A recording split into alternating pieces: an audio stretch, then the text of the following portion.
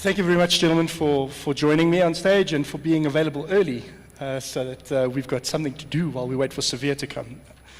All right, so this title, the title of this panel is Telecoms and Broadband Shootout. So the questions are not going to always be easy, and I'm hoping, though, that the answers will be insightful. So perhaps the place to begin is with you, Ant. You've recently stepped down as the head of ISPA, but that was very recently. So maybe in a role of as an ex-ISPA ex-ISPA head, what must be done to boost ADSL in South Africa? What would you expect from Telkom? Thanks. Just for clarity, I'm still involved with this, but I'm just not the general manager anymore. It means I can spend less time with the day-to-day details and a little bit more time dealing with some of the more strategic issues, such as what must be done to boost ADSL in South Africa.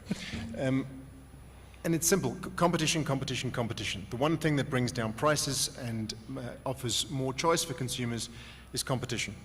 Competition at every level. We've seen competition in the international cables that has had a clear and marked impact on price and the types of services that are being offered. We haven't yet quite seen the impact on competition on a national level, but we're getting there. Cables are being installed. That will have an impact. And certainly things like LLU, local loop unbundling, introduce a level of competition right at the consumer level, which will further increase decrease prices and increase choice for consumers. What do I expect from Telkom? Well, opposition. It's clear that Telkom are still fighting competition and holding on to their grip on the network infrastructure that they've built over the years. Perhaps one of the things I think that would be the best thing that could happen for South Africa is for Telkom to replace half of their legal department with some more visionaries within Telkom. Fiery words, I love it. John, you indicated that you've got some thoughts on the matter. Yeah, I mean, before competition, what you need is regulatory intervention. Because of Telkom's inherent monopoly position, it's not possible for any other operator to enter this space and set up a network to compete with Telkom. It's quite interesting for me to see Angus Hay from Neotel stand up here and talk about local loop unbundling. I mean, we were talking about this 2 or 3 years ago, and at the time, Neotel didn't believe it was necessary, but Neotel was never going to be able to develop a network to compete with Telkom. So what we need is more regulatory intervention. Unfortunately, we're not even talking about the regulatory intervention that's required to properly liberate the market. I'm glad, I mean, for interest's sake, the CPS, that's carrier pre-select regulations, were approved about 18 months ago. Be aware that CPS regulations were approved in Europe 15 years ago. It's now a redundant, obsolete technology. We're arguing about LLU, and there's no prospect. I mean, I've got more chance of falling pregnant than LLU being, introduced this year. But LLU is a mature technology. It's been around, again, all over the world for the last, I would say, 7 to 8 years. What they're talking about now in the rest of the world, and I'm sure that the hairs will stand up on the back of Telkom's neck when I talk about equivalence of inputs. That's really what's needed. What needs to happen is the regulator, the DOC, need to step in and they need to split Telkom. And they need to say that we are going to create a network company along the lines of Openreach in the UK and effectively a separate retail company. So the problem is the vertical integration between Telkom retail and Telecom wholesale. I mean, Doug Reed threw a comment out a couple of hours ago saying it's possibly cheaper to put our mail servers, you know, in London, and he's possibly right. So the cost of bandwidth effectively from London, you know, to South Africa is probably cheaper than moving something from Boksburg to Benoni. Now, that's not right. That's absolutely not right. And so before competition, you need to set a regulatory framework, because it's very difficult for people to compete against telecom retail when they've got all this inherent dominance, all this inherent monopoly position. And so it's very, very important that we get equivalence of inputs. So effectively, the network operator treats telecom retail's competitors in exactly the same manner. And that hasn't even started yet. Thank you very much. Wayne, I think as a player in the space, it would be great to hear your inputs on the matter. If we have a situation with this kind of unbundling, would you make use of it? I think everybody's, can you hear me out there? I think everybody's chasing this local loop unbundling from a Maybe we should move a microphone over. Is that one on? Check Hello? that the one next to you is Two. still working. Is this one working? Is this better? Hello? Yeah.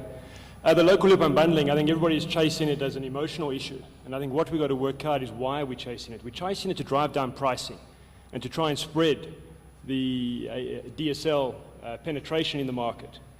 And what I'm wary of is that we go down the wrong path in terms of how we adopt a local loop unbundling strategy. If you have a look at what makes up the pricing, I think there's some quicker wins to get the price driven down quicker and sooner. Because you've got to appreciate Telkom is going to fight back no matter what. So are we going to get into a long procrastinated time of trying to get to an emotional point of getting this local loop unbundling, which doesn't actually satisfy the business and the economic requirements of driving down pricing? So if you have a look at the key things is, how do we get naked DSL? Is there a way, and coming back to John's comment, I think there has to be a regulatory input in this to actually drive it to make it happen quicker. And say there will be a naked DSL offering from a regulatory point of view. Let's get that price point reduced. Let's try and drive down that maybe there is a version of Bitstream that does need to come out. But also go and drive down this IPC pricing, where Telkom do have a monopoly, and they abuse that monopoly in terms of the pricing that we end up paying.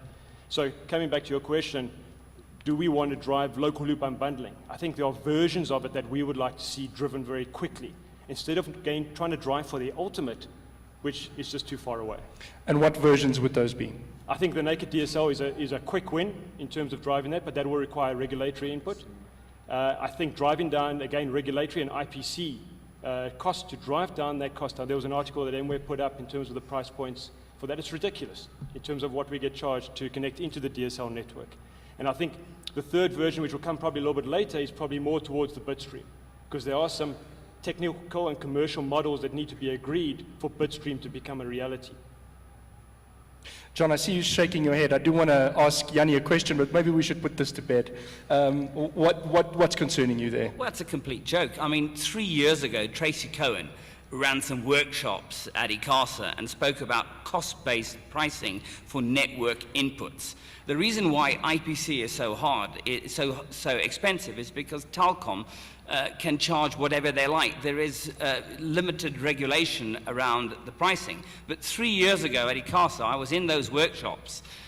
They had hearings about introducing cost-based pricing for network inputs, but nothing ever happened, and no one speaks about it anymore. Jannie, since we're on the topic of local loop unbundling, one of the things that came up during the hearings obviously was wireless local loop unbundling. Is that something that's worthwhile? Can it be done? Before we get on to that, I think I just want to agree with Wayne. We seem to create these emotive targets in terms of driving pricing down. And we've had a few of them over the years, and when we fixate so much on those, we forget what the actual underlying reasons were. And I think local loop unbundling is one of those right now. We decided that's the answer to live the universe and everything, and we're going to chase it. And we're not quite sure even if it's going to achieve what we want to achieve. So there are other points that can probably be achieved quicker. In terms of wireless, it's important to understand that the technologies are essentially very different. Although the concept of local loop unbundling is not to unbundle the local loop, but is to give access to an end consumer maybe from a different service provider perspective. So how do you do that on a wireless network? It's not the same as in a DSL environment where I can identify the two endpoints, where I can say, there's Jan's house, here's a piece of copper, here's the D-slam. If I unplug the copper here, I can plug it into mine and off we go. So I've got dedicated bandwidth to you, and there's a one-to-one relationship with the service and the link and the end consumer. In mobile wireless, at least, it's very, very different. You've got a tower that's a shared resource. There are multiple people connecting to it. Those people are by definition mobile. They can connect to any tower. Even if you're fixed, you are still connected to maybe 1 or 3 or 4 different towers around you. A typical penetration of a 3G network could be towers as close as hundreds of meters apart. So how do you then exactly connect those people together? So the first, I think, anomaly is the word local. There's no local wireless loop that you can unbundle. That doesn't mean to say that you can't implement the concept. It's just that you're going to break out much, much deeper into the network. So if a consumer wants to attach to the network, to a third-party operator, and somehow get to another ISP via that network, you'll have to break out very deep in the core. And actually, if you think about it, many of those models are in place today. We've got roaming, Cell C's roaming and Vodacom's network. Isn't that local loop unbundling or wireless unbundling in inverted commas? MTN 8 have the same relationship is there. And so these models are in place. But to try and equate it to a copper unbundling where I say, I'm going to go to that tower, I'm going to find Jan's little bit of spectrum, connect my kit in there, and now connect to you. Clearly, technically, that can't work. And I saw you were furiously taking notes there. What are your views on wireless local loop unbundling? I have some views on that, but I was actually jotting down some notes on the IPC and thinking about the history of how we got to IPC as a product offering from Telkom. So if I can just touch on that perhaps. IPC was essentially a begrudgingly accepted settlement between the internet industry and Telkom. If we go back to early 2000s, Telkom rolled out DSL services on a retail basis without telling any other service provider that they'd planned to do so, and without giving any other service provider the opportunity to offer competing DSL services. This was problematic.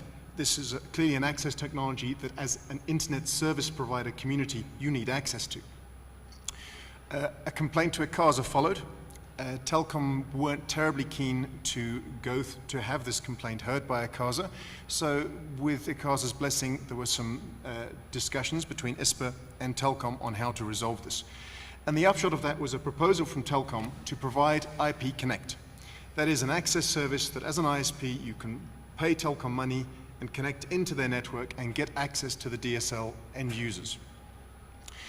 Now, let's be clear, this was not a proposal from Telkom that everybody was particularly happy with.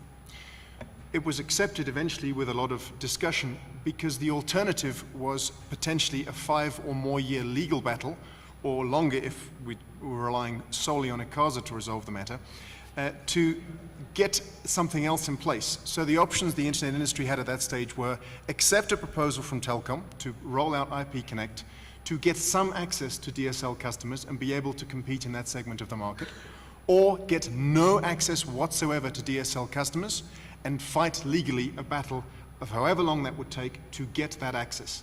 And the internet industry made the decision, which in retrospect I still think was the right one, to accept the proposal from Telkom to use IP Connect to get to those customers.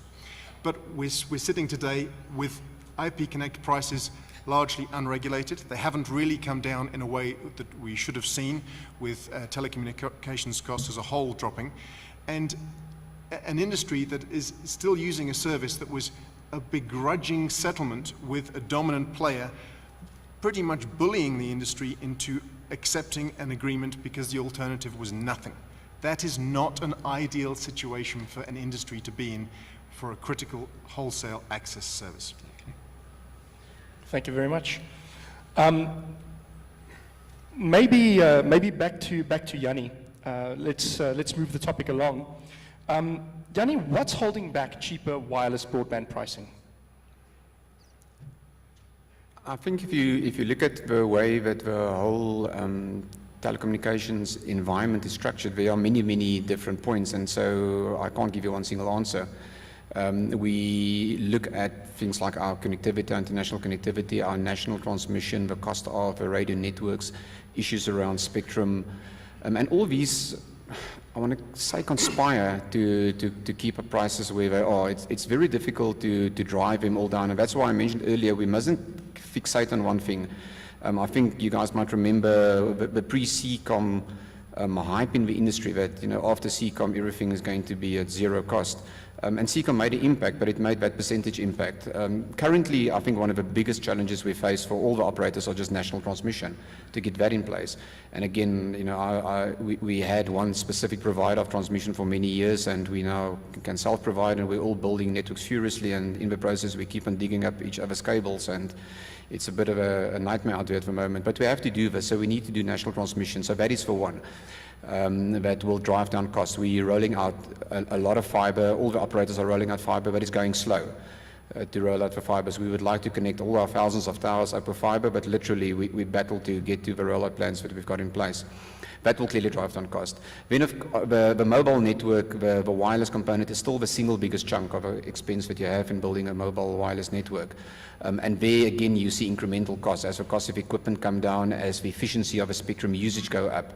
So LTE would be one of the environments that will help us to get that spectral efficiency to drive down the cost per bit to transmit over the air. And we all know the challenges around getting LTE out today in terms of getting the allocations. So all these things build up to the pricing, and we will see prices come down continuously, but there's not going to be an overnight event that's suddenly going to drop the prices the way I think we all would like to see. Wayne, what about in wireline, in ADSL? What's holding back cheaper access there?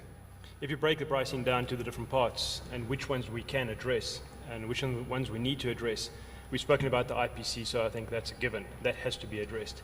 The second part is the actual cost that people are paying for that DSL, and the naked DSL would address that, where we take out the telephone portion of the physical line between the DSLAM and the customer's premises.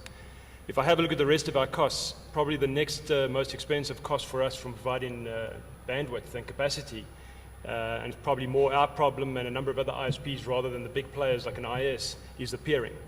So we have real costs in getting our customers into any hosted environment inside IS, MTN, and Sykes. So those three, and then we've sort of managed to get into that through its content that it has within its network. But for the rest of the players out there, it's a major, major cost for us to peer with those three major players. And again, I think there's, I almost see it as a cartel, the three of them. And if you look at their pricing, it's absolutely ridiculous. So if you look at the cost of us providing a service, the most expensive cost is the IPC. And the second most expensive cost is the cost to run a cable into IS or Sykes or MTN. The international cost from here to London, the CCOM and SAT3 is much cheaper. And I think there's a problem with that. Could you do what MWeb did? Can you play peering chicken with the industry in order to cut down on that cost? You know what, you've got to have a big customer base to be able to do that, and you've got to have a lot of content of your own. I think MWeb had got to the point where they had, through the NUSPES and the content they had developed over the years, that they could start fighting those battles. So they were in a much stronger position to be able to do that.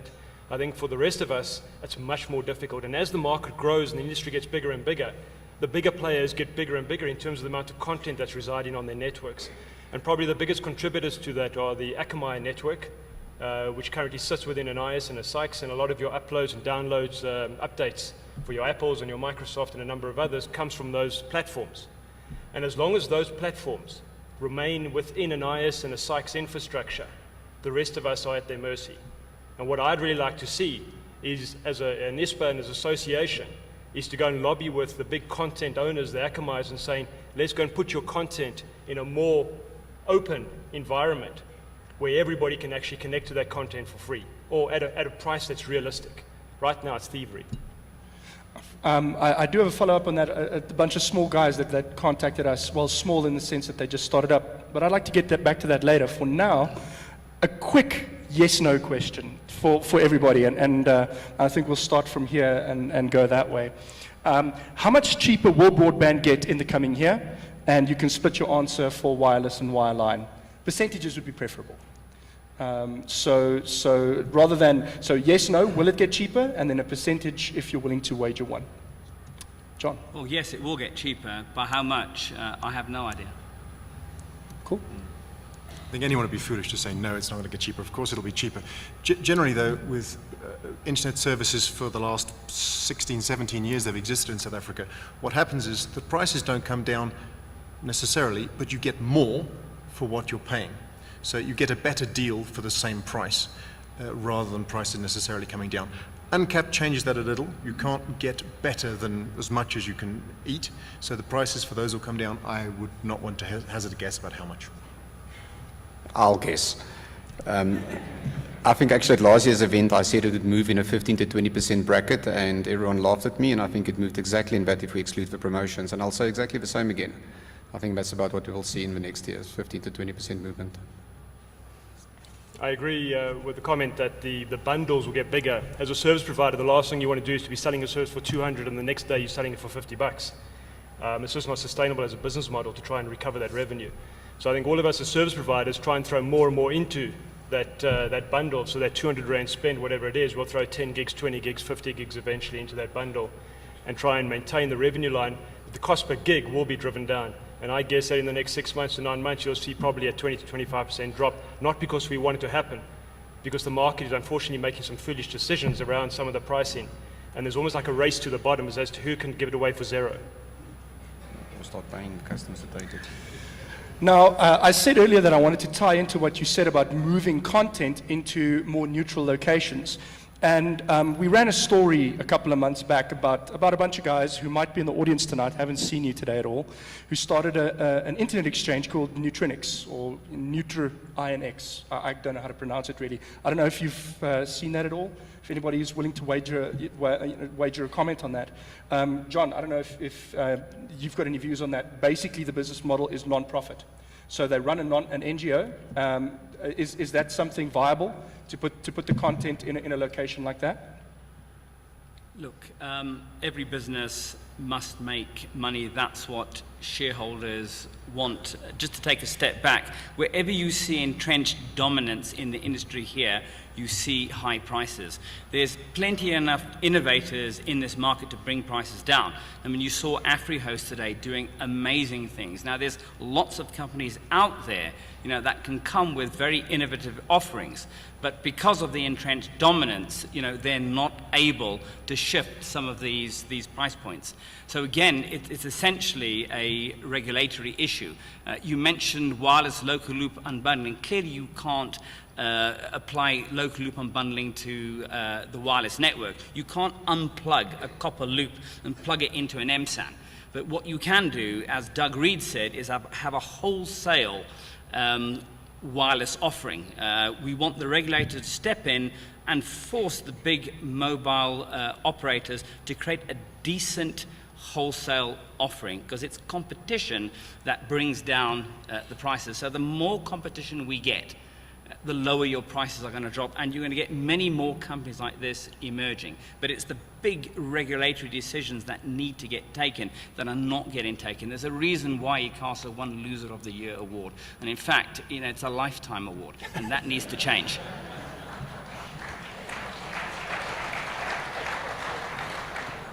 I'd like to move on to the issue of uncapped. When you were on record as saying that uncapped is unsustainable, and you're not alone in that, so don't feel too sheepish. But is it unsustainable? Telkom have said it is now. That it's sustainable, I mean. I think we need to understand the principle. Some of the context of that article was taken about, but reported incorrectly. But just to come back to what I was saying, is uncapped is what we all want. That's ideal.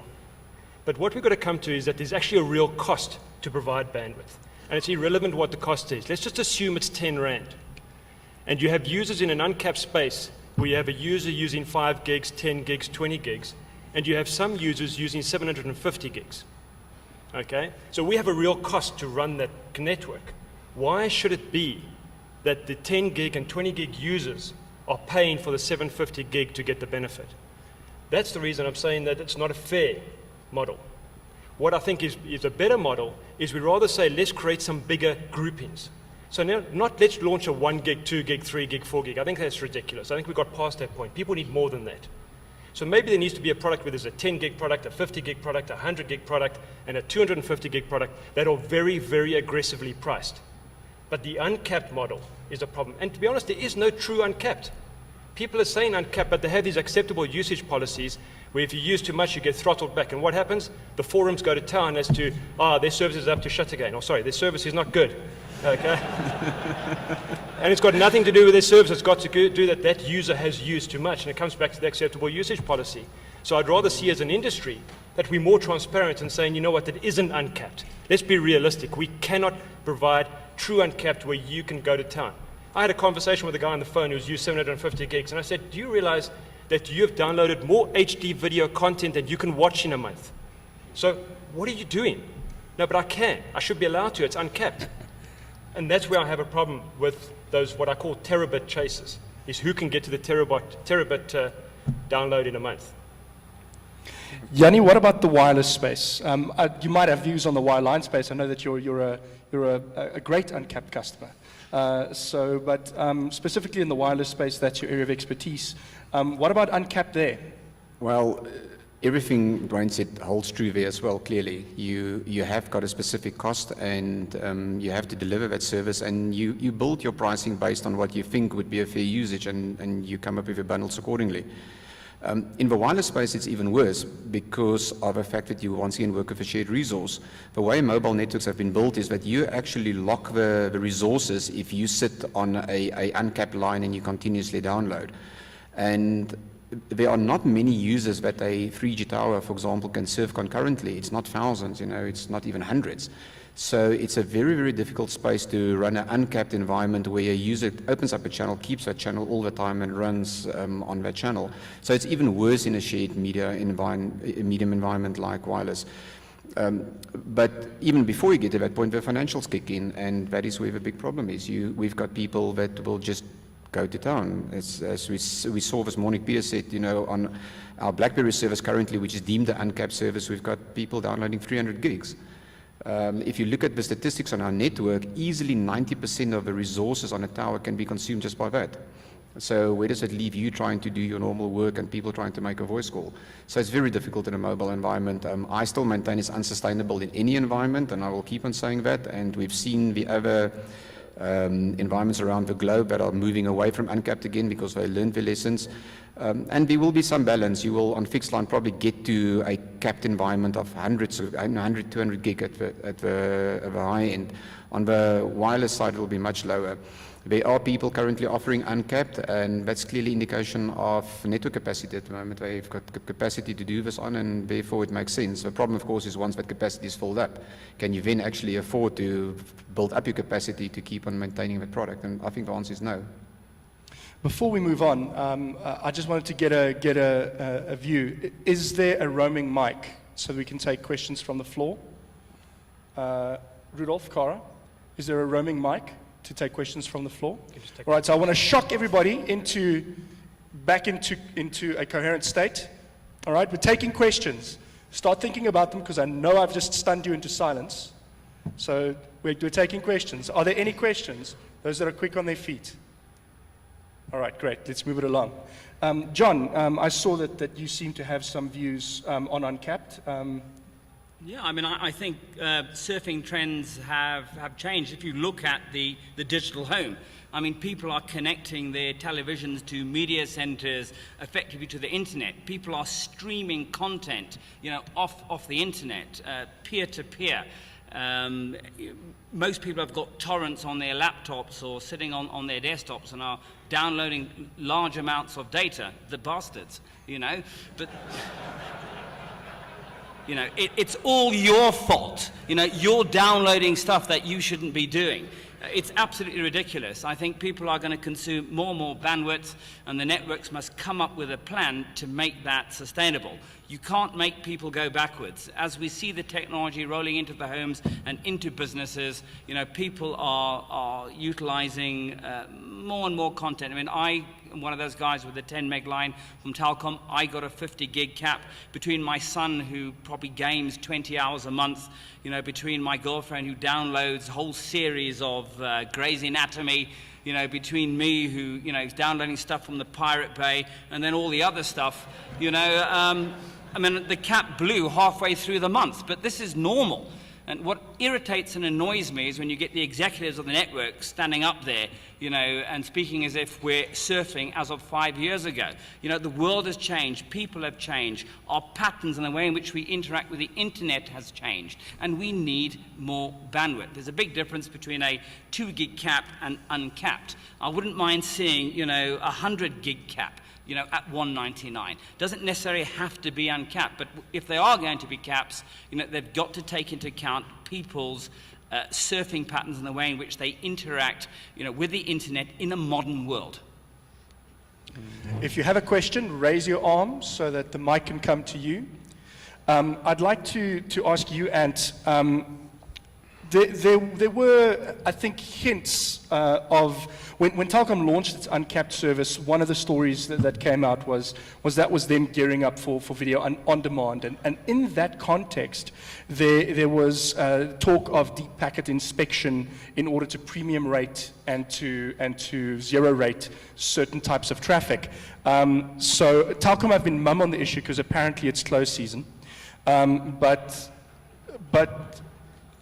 I mean, is that something that should be allowed? Is that something that we'll see more of going forward? Look, deep packet inspection is absolutely not the right way to figure out the best way to route traffic. It just isn't. Plus, in many cases, it may be illegal. We have interception legislation that stops you from delving into someone's posts and delving into their communications without a good reason to. There are some allowances if you need to do so for technological reasons, but tread very carefully if that's what you want to do. Fundamentally, I think it's very important that consumers get transparency. If someone is filtering their traffic in order to provide faster service, because this service provider is providing video on demand, and they have a deal that identifies the IP addresses from which it's streaming, and they treat that traffic somewhat differently, from my point of view, that's fine as long as that's disclosed to the consumer up front. What I don't like to see is secretive things going on, traffic being filtered without the consumer being told up front, this is what will happen to if you use this type of traffic, if you do torrenting, this is what we'll do with your traffic, if you're doing video on demand, we'll do something different with it. As long as it is disclosed so that the consumer is informed and can make a decision, I like that, I don't like that, this is good for me, it's not good for me, then whatever the service provider wants to do to optimize the traffic, that's fine. What level of disclosure are we talking here? Because probably one of the more useful tables I've seen from an ISP, it's not exact. You know, they'll create levels of shaping and go, this gets top priority, high priority, medium priority, and then best effort for, you know, basically, if you're using this traffic and somebody else is trying to do something else, you get shaped into the ground. Is that an acceptable kind of granularity, or do you want something a little more specific than that? No, there's something that's reasonably clear to an average, somewhat technologically savvy user. There will be users that want to know exactly how it's all being done to optimize my network for my gaming. I may have different connections set up for my gaming, for my torrents, for my general usage, to get my mail from a different service provider, and I need to know exactly how the networks have set it up. For those users, maybe a phone call to someone within the company to get that information is necessary. I'm not sure that you need to drill down into the minutiae of how it's done on your website, but you need to provide some guidance. This is what we will do when you reach this level of usage. This is what we'll do if you're torrenting 24/7. Wayne, do you use any sort of mechanisms like this? Now, we've already touched. Maybe deep packet. Maybe I should just ask you straight up. Do you use deep packet inspection? We do look where we need to into the traffic that's flowing through, but it's more about how do you manage the network to make sure that the customer experience is managed to maximize that experience for the customer. And I agree with Ant that you need to be as transparent to the customer so they understand what's there and what's not. For example, on peer-to-peer, we say openly that we shape peer-to-peer traffic on our network. Why? Peer-to-peer is an exceptionally aggressive protocol. It will consume whatever it can find, and it obviously has an impact on people trying to browse a website, get to a banking site, or whatever else it might be. So we'll prioritize that traffic on our network, but we're very transparent about it. The ideal is that we do none of it. But we have real costs on the network, and you've got to get a fine balance of making sure you're managing that customer experience. I can give everybody open access, do whatever you want, but unfortunately in a South African environment, it comes at a price. And people are not prepared to pay that price at the moment. So there's a compromise and there's a balance of how do I get the right price point and do a certain level of management and create a great experience for the customers. Jannie, tell me, this is a massive segue, but I think there was talk of LTE just a moment ago. Maybe it's time to visit that topic in our panel. What impact will LTE really have in South Africa? It will definitely have an impact. As I said earlier, the LTE will bring a bit more efficiencies in how we use our spectrum. So it will contribute to the incremental driving down of costs, the incremental improvements in performance. We showed LTE more than a year ago running at 125, 130 megabits per second, and it often creates the perception, and of course you journalists love to quote these numbers, but that's kind of like the network speeds that you will see. But really what we want to use LTE for, and what all the operators will do, is to use LTE to just give everyone a better experience. So everyone will get maybe an average of 3, 4, 5 megabits per second, or a little bit lower depending on what your coverage is. So LTE will have an impact. It will drive costs down, but again, it will be an incremental one. It won't be a big jump that the technology seems to promise, because that will be spread out. The happiness will be spread out across a big base. Having said that, we're far from the end of a road of HSPA Plus. Our networks are already being ready for the next step, which is 84 megabits per second or 85 megabits per second. And that will be ready within the next couple of months. It will be, of course, dongle dependent and modem dependent if we can get those. So by the time we can actually practically launch LTE, you would see an incremental type of improvement from LTE. But the big thing for LTE is the spectral efficiency, that we can do things just so much better. I think some of the previous speakers also spoke about that. I believe we've got a question from the floor. I do. Is the mic on? Yes. A question aimed at Jannie. I think you're well positioned, Jannie, to tell us, is WiMAX dead? Has LTE killed WiMAX, or does it have a bit of life left? So theoretically, no. Practically, yes. I don't think we'll see a resurgence in WiMAX. It's a bit of a Betamax VHS type of story when the two technologies, the 3G technologies, and by the way, everything we've spoken about so far, all 3G. 4G might actually bring WiMAX back into the fold again. But WiMAX had a run at becoming a standard, and it became a standard at becoming widely deployed, and for various reasons it just never took off. There wasn't that much acceptance in the market. The 3G standards seem to just do a better job at getting them penetration. So practically today you see many of the WiMAX providers around the globe are actually moving towards LTE. So for the next foreseeable future, at least till we see 4G, which is sometime in the future, LTE will definitely be dominant. There's another question. My question is for Wayne and then Ant as well. Wayne, you seem to be de-emphasizing bitstream for some reason, I'm not sure why, in favor of driving down the cost of IP Connect immediately. Is there any particular sort of technical reasons for that? No, I think bitstream will be the right way to be going. The problem I've got is how long is it going to take to get an agreement on the bitstream from a technical and commercial point of view. And I wouldn't want to see us 2 years' time still trying to fight this out. I think there's something that needs to be done sooner. So I wouldn't say the one is done at the expense of the other. And? Yeah, I agree 100%. A steep reduction in the IP Connect costs can be done right now. Telkom can just drop the price. Like tomorrow. Sorted. Half an hour from now, doesn't need to wait till tomorrow.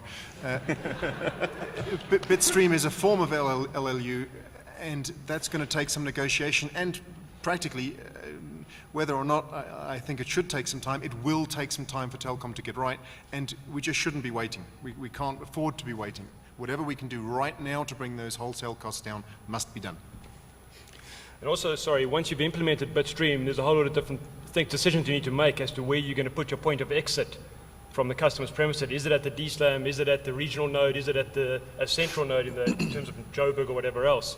So from a network service provider point of view, there's a whole lot of infrastructure and costs you would have to incur as well, which people will be happy to do if you understand what the solution is going to be. So even once bitstream is decided, there's going to be a time period to get it actually implemented properly.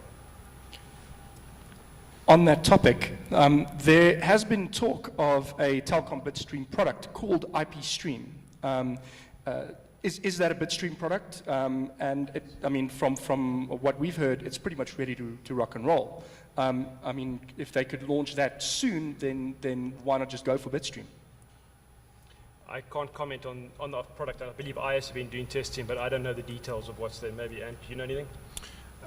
My understanding, and I might not be 100% on this, is that Telkom is to some extent waiting to see how the LLU process runs to know what they should be doing as far as bitstream and their own version of that, which is IP stream, apparently, how they're going to roll that out.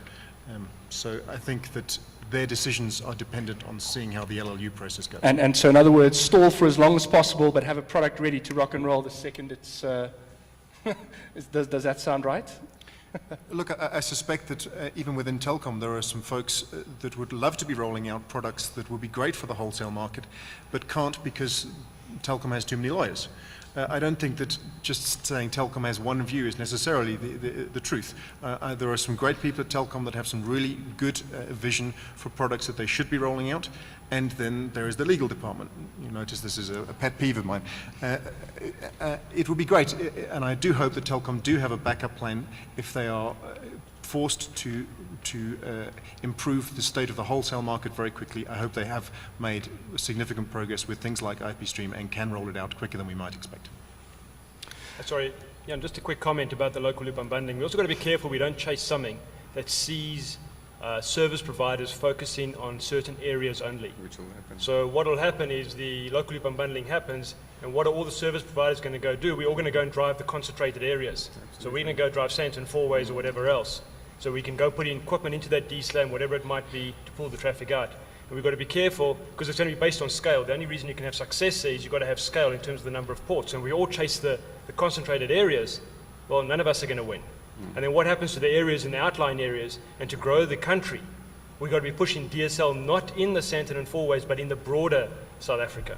And we've got to make sure that that objective is met. John, I know that you've got particular views on how local loop unbundling in South Africa should run. Do you want a quick rebuttal?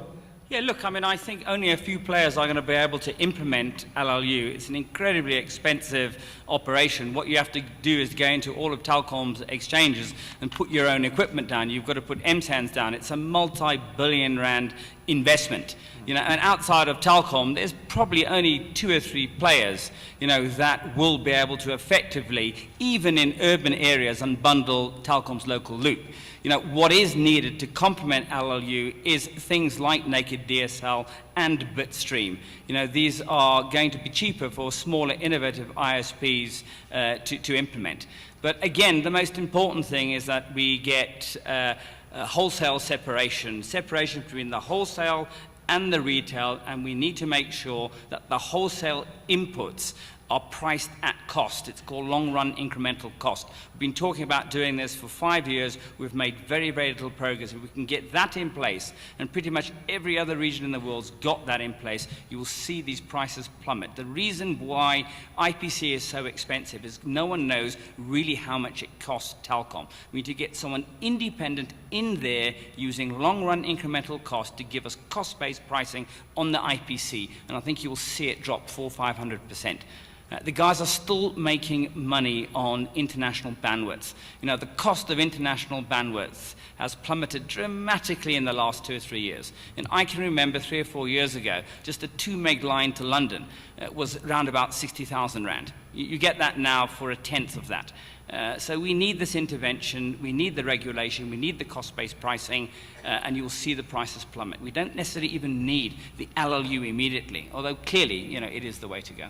I think we'll end up driving DSL penetration if we can get that right. And so innovation. The money they'll lose in the short term, Yeah. they'll pick up very quickly. And innovation, because what will happen is the ISPs will put VDSL and ADSL2 plus in, and they'll beat Telkom's 10 megabits per second. At the moment, they're the only game in town, so the 10 megabits per second sounds good, you know, but when the other ISPs can get into their damn exchanges and put more sophisticated equipment, you'll see the 24, you'll see the 30 megabits per second for those folk that are living, you know, close to the exchanges. So just from a competition perspective, it's absolutely essential, but don't forget about the wireless network. We need a wholesale offering on the wireless network. The mobile operators are getting away with murder. Jannie, before I give you a chance to speak to that point, I believe we have a question from the floor. I think we've got time for one more. Jannie, sorry, as a former CEO of iBurst, previous MyBroadband conferences, we've seen them, but this year we've heard very little about them. They've recently announced that they're going to be trialing their LTE network as well. What do you think their future is like? Are they going to just ride away into the sunset? You need one thing before you can build any network, and that's spectrum. And WBS have got spectrum. So they've got spectrum in the 1800 band, which they're not using today, and they've got spectrum in the 2.6 band, which they are using for a WiMAX network. So clearly I can't speak on behalf of WBS, but if you've got spectrum, you can build a network. And in South Africa, if you've got spectrum, you probably have got a lot of people that think you look quite sexy and they would like to do something with you. So I'm pretty sure that's what WBS's plans would be for the foreseeable future. So I hope they build a network. We need more networks. We cannot have enough capacity in this country.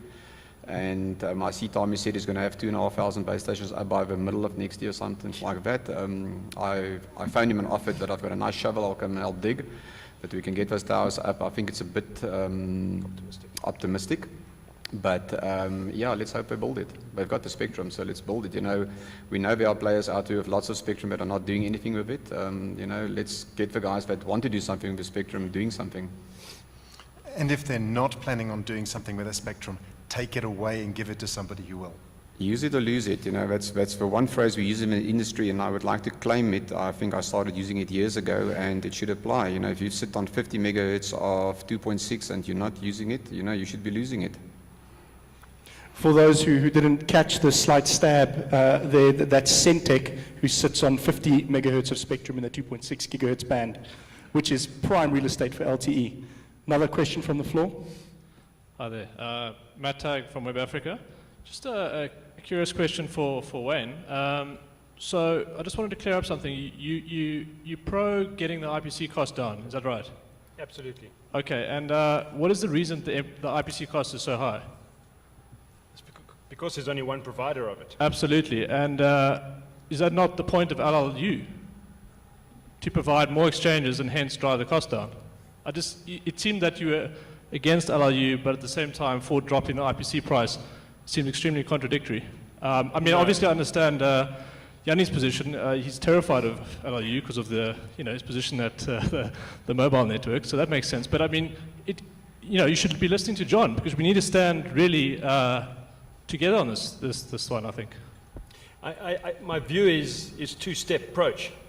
So how can we drive down the IPC urgently as an interim step to the local loop unbundling and getting proper access to the network? It doesn't stop progressing the local loop unbundling. I'd want to see that fast-tracked as well. But I just know, in terms of the way things have gone in the past, this is going to be a huge kickback and it's going to take a while. So do we wait and waste 6 months or a year waiting to get to an agreement of that? I wouldn't want to see it slowed down. So it's not the one at the expense of the other, definitely not. Okay, thank you. Great. I'd like to, is our time just about up? Okay, one quick one then. Will LLU drive down broadband prices in South Africa, yes or no? Unequivocally, yes. Well, of course, it's certainly not going to put prices up. Telkom would argue otherwise. I'm not so sure. I think it will, yes. Thank you very much, gentlemen. It was an honor.